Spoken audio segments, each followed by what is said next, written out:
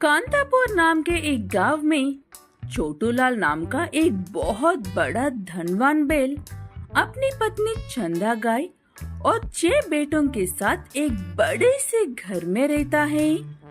वैसे तो छोटू और उसकी पत्नी को किसी चीज की कोई कमी नहीं है, लेकिन वो हमेशा से अपनी एक बेटी चाहते हैं।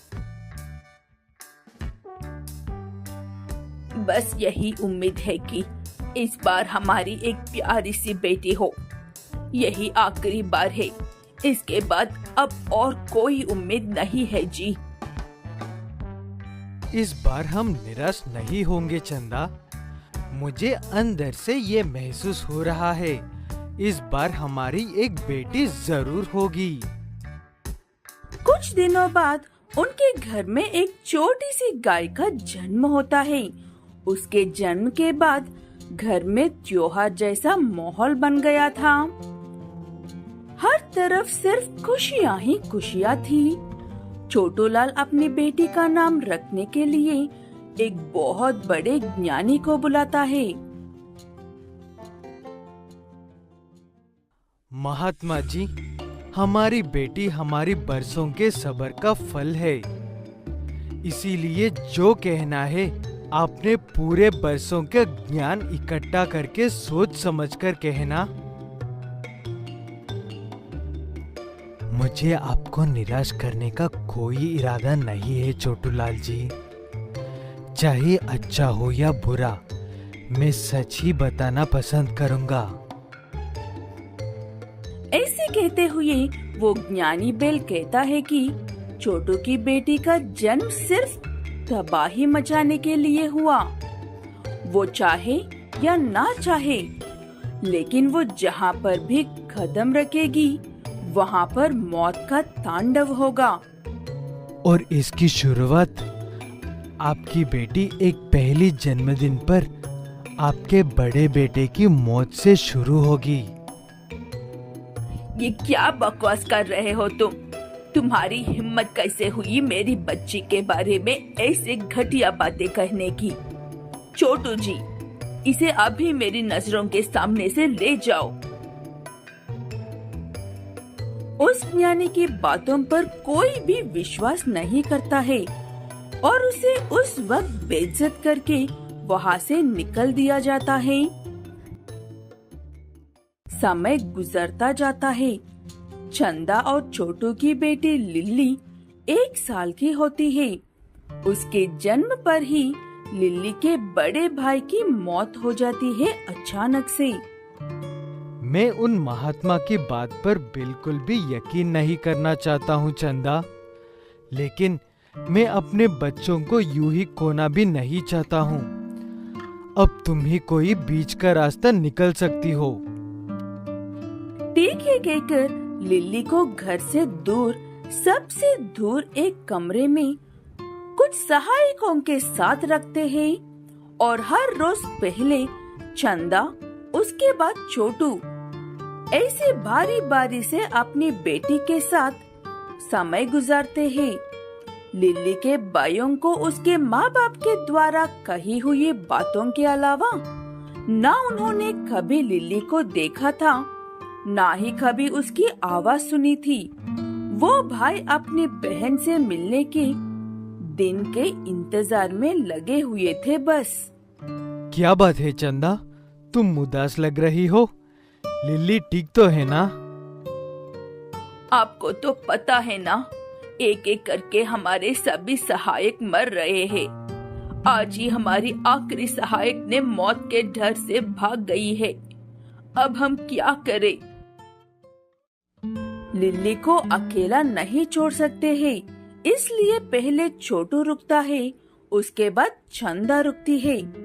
ऐसे करने की वजह से छोटू और चंदा की भी मौत हो जाती है अचानक से। और पहली बार लिल्ली के भाई उससे मिलने वाले होते हैं। अब ना माँ है और ना ही बाबूजी है, इसीलिए हमारी बहन को उस घर से बाहर निकालकर हमारे पास लेकर आना चाहिए।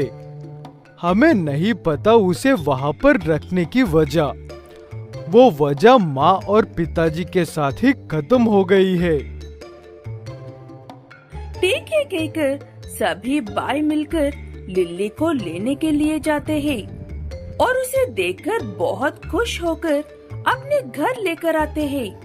इतने सालों में लिल्ली अपने घर को पहली बार देखकर बहुत खुश होती है।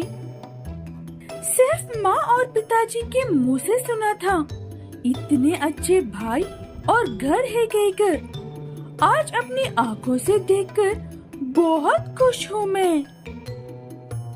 2 दिन में तुम्हारी जन्मदिन है। इस बार हम सब साथ रहेंगे तुम्हारे। सभी भाई बहन बहुत खुश थे, लेकिन लिल्ली के जन्मदिन से ठीक 1 दिन पहले ही लिल्ली के एक भाई की अचानक मौत हो जाती है। उस दुख में सभी लोग जन्मदिन की बात ही भूल जाते हैं। समय गुजरता जाता है और गुजरते समय के साथ लिल्ली के 6 भाइयों में से अब सिर्फ 2 ही रह जाते हैं। भाई, शायद मुझे अब पता चल गया है कि लिल्ली को हमसे दूर क्यों रखा गया था। तू हमारे भाइयों की मौत की जिम्मेदारी हमारी मासूम बहन को तह रहा है। ये सही नहीं है मेरे भाई। इससे पहले कि एक भाई दूसरे भाई पर यकीन करे, लिल्ली के आखिरी दोनों बचे हुए भाई भी मर जाते हैं। अब उसका इस दुनिया में कोई नहीं है कहकर आत्महत्या करने के जा रही लिल्ली को एक बैल बचा लेता है। लिल्ली को वो बहुत पसंद आता है। उन दोनों की शादी होती है और शादी के बाद कुछ बच्चे भी होते हैं और एक दिन उसका पति भी गुजर जाता है और ये सिलसिला कभी खत्म हो ही नहीं होता है। 11पुर नाम के एक गांव में बेला नाम के एक गाय अपने पति स्नेपबेल, बेटे रिडल और बहू ग्रेंजर के साथ रहती है। रिडल एक जिम्मेदार बेटा है, इसलिए सारे घर की जिम्मेदारी वही संभालता है और अपने पिता को हर काम से छुट्टी दे दी है।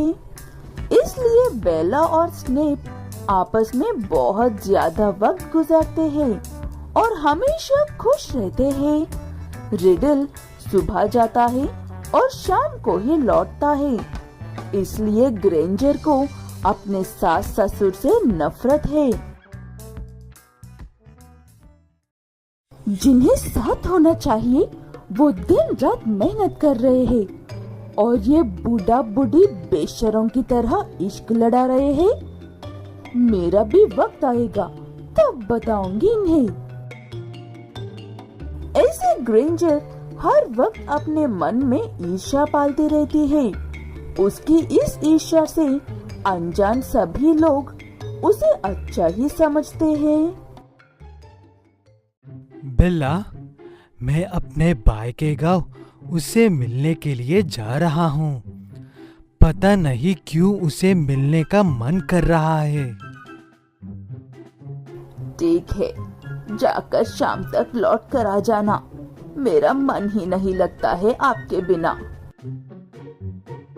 ठीक है कहकर स्नेप चला जाता है और ग्रेंजर उन्हें बस देखती रह जाती है, ईर्ष्या से भरी आंखों से।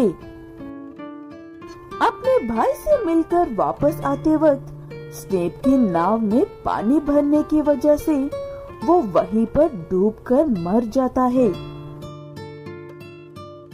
जब ये बात बेला और रिडल को पता चलती है तो उनके दुख की कोई हद नहीं थी। जैसे तैसे अपने पिता का अंतिम संस्कार करके अपनी माँ को हिम्मत देकर वापस से काम शुरू कर देता है रिडल। ग्रेंजर भी यहाँ पर अपनी सासू माँ को अकेली देखकर ताने मारना शुरू कर देती है। मुझे लगता था अपने प्यारे पति की मौत के सदमे में आप भी निकल लोगी, लेकिन अब तो दोंगी निकली। पिताजी से झूठा प्यार करती थी, तभी जिंदा हो और सेहतमंद भी। इसलिए घर के कामों में लग जाओ अब।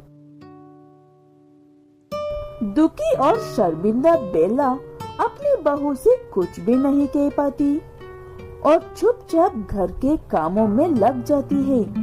बेला गाय घर के कितने काम करने पर भी ग्रेंजर गाय उसे ताने मारती ही रहती थी। इतने सालों से मुझे अपनी दासी बनाकर उस बूढ़े के साथ खूब मजे लिया है बुढ़िया तूने। अब मेरी बारी है। जब तक तुम मर नहीं जाती तब तक मैं ऐसे ही करती रहूंगी। मुझे बिल्कुल भी अंदाजा नहीं था बेटा, तुझे हमसे इतनी दिक्कत हो रही थी कहकर। हमें माफ कर देना, जाने अनजाने में अगर तुम्हें तकलीफ दी हो तो। बेला की तबीयत काम कर करके खराब होती है, लेकिन वो कभी भी काम करने से पीछे नहीं हटती है और ना ही कोई बहाने बनाती है। अपनी माँ की तबीयत खराब हो रही है कहकर रिडल जान जाता है और अपनी पत्नी से बात करता है इसके बारे में। माँ की तबीयत यूं दिन ब दिन खराब क्यों होती जा रही है, जैसे कि वो धूप में मेहनत करके आ रही हो। मुझसे क्यों पूछ रहे हो? अपनी माँ से ही पूछ लो ना। दिन भर खाकर सोने के अलावा वो और करती भी क्या है? रिडल को अपनी पत्नी का ये जवाब अजीब लगता है और उसे उस पर शक होने लगता है और वो घर में असल में हो क्या रहा है ये जानने के लिए एक दिन सिर्फ काम पर जाने का नाटक करता है और घर के बाहर से कुछ होने की उम्मीद में इंतजार करता है।